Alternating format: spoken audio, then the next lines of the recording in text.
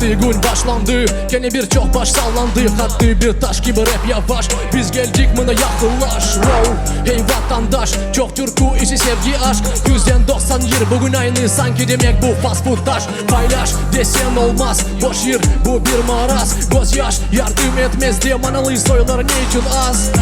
Tek gösteriş ve canlı bile az çıkış. Dinle bak yakşı bak dinle, bilsen kim seni aldatmış. Kendini yüksek tutma de güneş var de bulutlar. Durma sence vur bak sanki nurlar. Umut var çek unutma, türküden fayda gelmese ne gerek o. Deniz suda olmasa anda geminin gereği yok. Devam devam devam devam et. Kendi kendine söylerim ben. Başkasına bakma bakma bakma bakma. Sen devam devam devam devam et. Yürekten türkünü yap et. Her bir sana kişi çıksın gönlümden.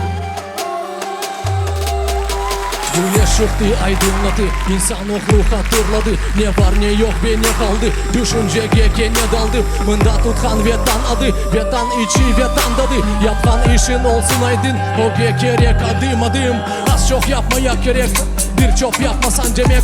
Boş çölden de yemyeşil bakmakça olmaz. Kupkuru gerçek, tembel iş olma. Çek el al kazanç ile yol var.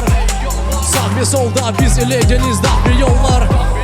Gözünü aç, bugün duetimiz yanı mesaj. Mikrofon ile çıkıştın merak, canlı olması gerek ya da bırak. Gözünü aç, bu bir yanı punch. Kim bilir kim anlar kime işanç. İcadını ya da yap ya da yak, ya da bırak. Sen bugün bunu bil yak, kendimden manalayacak buna hip hop. Bekimin dediğimini bunu söylerim birden. Gerekli ki bir yakrak çünkü şunu bir tap. Doğucun liginde ya da TikTok'ta, boş oynamak değil de koy bir nokta. Yap ya da tokta tap, yüksek seviye gerek çoktan yap, yap.